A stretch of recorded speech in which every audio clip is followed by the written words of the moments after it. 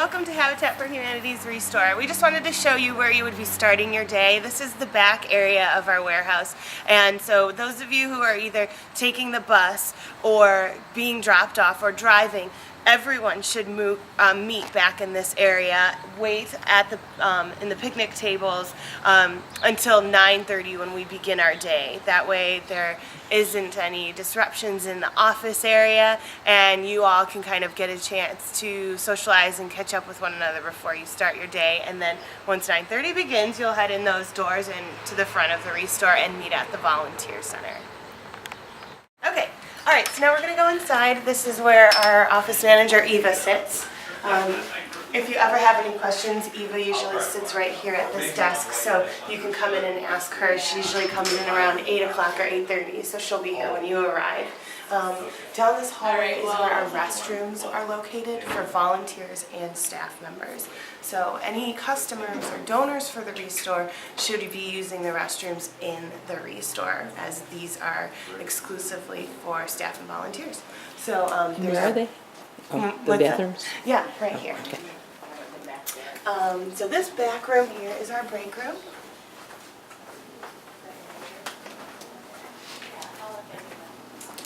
There is a refrigerator exclusively for volunteers. If you decide to bring your own beverage, or if you need a small snack while you're here, that would be the most appropriate place to put it. And you're welcome to use the sink or microwave at any time. And if you have any questions with any of the items, or you're looking for something back here, you can feel free to ask Eva for her help. But if you're ever in the back area, we always just want to kindly remind you to keep your voices to an indoor level, as there are offices or meeting spaces very, very nearby. So where the Restore stores materials or items that have been purchased.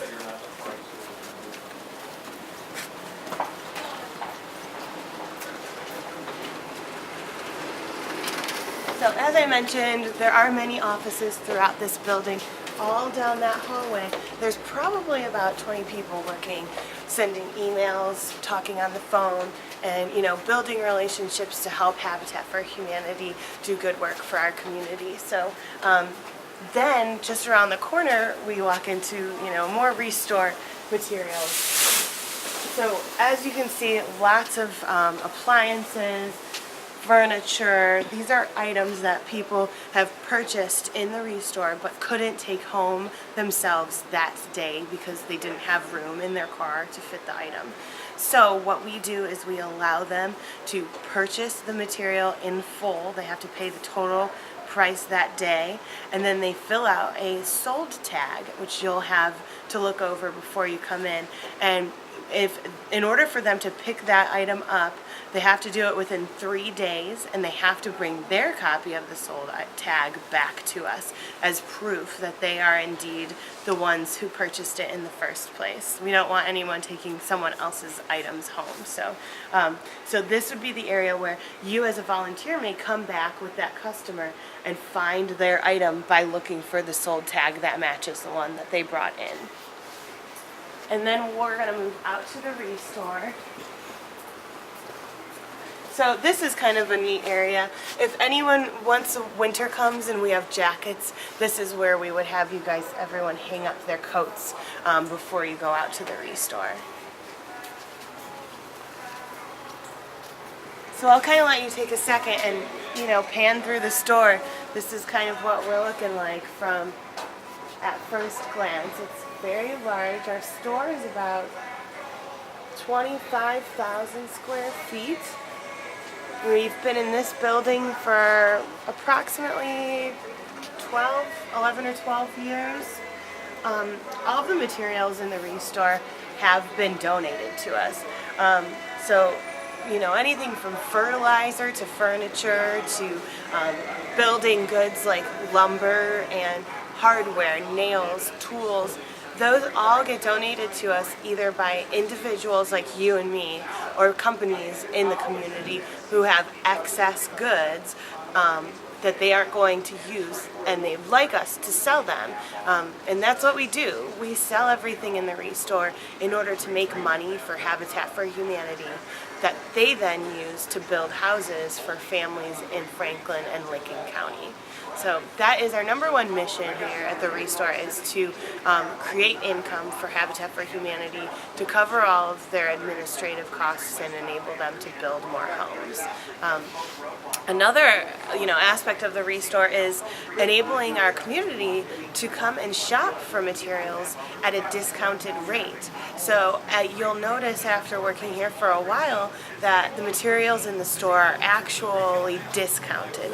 So we hope to price at about half of what you would find the items new in a retail store. And so those are two of our, I'd say, three main pillars of the Restore. So let's go up to the Volunteer Center and take a look where everyone's going to get signed in. Is obvious, but could be just as deadly, like the risk for type 2 diabetes. Take the free diabetes.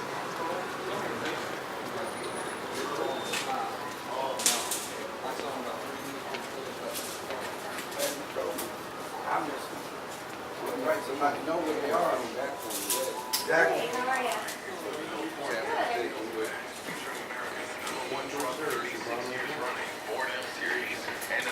Yes, so that is where our cash register is located. We have 2 registers. During the week on Fridays when you'll all be here, we usually only have one running at a time. And then this is our volunteer center. You can't miss the big sign from across the way. And this is where everyone will get signed in every morning. And this clipboard here, it's very important that we can read everyone's handwriting on this list. You would all put your first and last name on here, and then make sure that the date and the time that you're volunteering and the total hours are listed. Once you're signed in, we're going to have everyone make a name tag. And the simple way of making a name tag for us is by writing your name on the tape and then taping it right to your shirt. So. Buy all of them. What the sale bring them over here. There you go. So if you ever have any questions or a volunteer comes in and asks you a question, this is the best way for them to find what they're looking for. There's paperwork and documents explaining all of our volunteer opportunities. So you might be able to help someone find more information about volunteering at Habitat simply by being aware that this space exists. So another very important area in the store is our donation processing center. This is where all of the donations get loaded or unloaded and brought into the store in order to get priced. So nothing comes out to the Restore floor until it's priced in the processing center. And that's very important. There's definitely many procedures set up in the store or in the processing room in order for it to work well and work efficiently, and so it's very important to understand those procedures so that we have, the room doesn't get backed up or items don't get mispriced or people don't get hurt. So that'll be a big part of training every Friday, is making sure that everyone understands, if you're working in the processing center, that you understand those rules and those procedures. And then, you can go ahead and take a quick look down there. Yeah, so there's price reference sheets along the wall.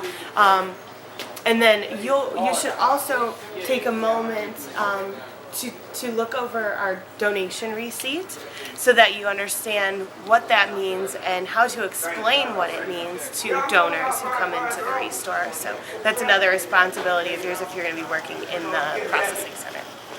All right.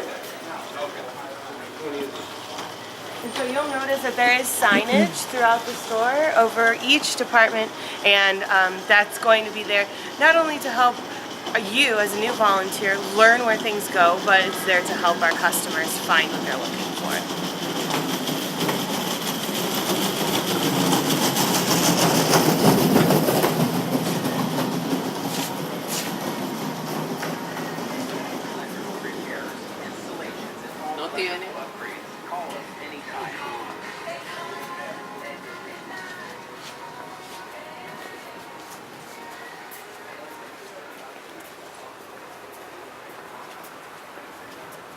So now we're about to kind of enter off the restore floor to where our back room is.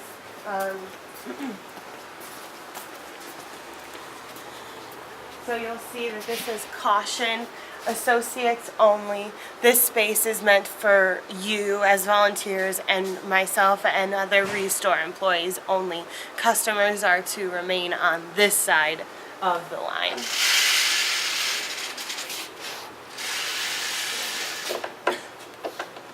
Okay, so as I mentioned, this warehouse is devoted partially to the restore and partially to our other operations. So you'll see that there are tools and materials for our construction operation, because the main mission at Habitat is to eliminate substandard housing. We build houses and rehab houses in order to put people in safer living places and living conditions for their families. So there are many pieces of furniture in the area right now because we are responsible for sterilizing any cushion or fabric item that gets sold in the store.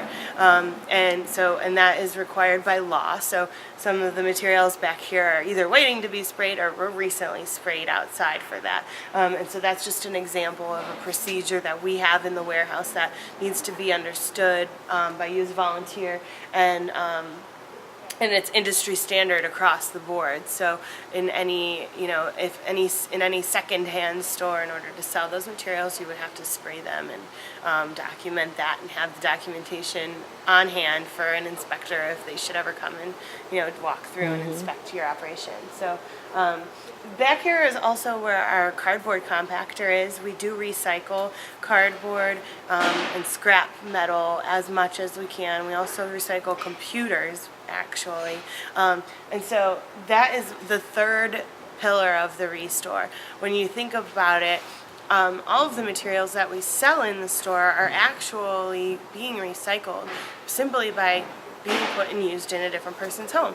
On a yearly basis, we divert about 1,800 tons of reusable materials from our landfill by operating our restores. And so that is, we talked about creating income to build more houses for Habitat. We talked about providing our community with discount home improvement materials. And lastly, we talked about recycling. So those are the three pillars of the restore. And the back room is going to also kind of expose you to using dock doors like garage doors, potentially using pallet jacks and some other tools and machinery that are very commonly used in warehouse style workplaces. So I think that probably would be a good conclusion for the tour, and you'll all get to see this in person soon when we work with you on Friday. We really appreciate you coming in to help us out, and hopefully we can help each other learn more about the workplace in the Columbus area and how to help your community at the same time. Thanks.